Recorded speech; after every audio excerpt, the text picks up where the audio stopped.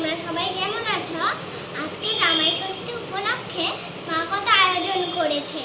এইটা হচ্ছে আমার পাপার জন্য, আর এটা হচ্ছে আমার জন্য, আর এটা হচ্ছে মুড়িঘণ্ট, এটা হচ্ছে ডাল, এটা হচ্ছে কি যেন আলু পোস্ত, এইটা হচ্ছে মাংস, এইটা হচ্ছে মিষ্টি, এইটা হচ্ছে আইসক্রিম, আর এইটা হচ্ছে চাটনি, আর এটা হচ্ছে আলু ভাজা, এটা হচ্ছে মাছ, আর এটা হচ্ছে শসা, এটা ঢেঁড়স, এটা ভটভটি ভাজা, আর এটা মিষ্টি কুমড়া ফুলের বড়া, মিষ্টি কুমড়া ফুলের বড়া, বেগুন আর ভাজা, এটা বেগুন ভাজা, আর হচ্ছে এটা লেবু আর লঙ্কা।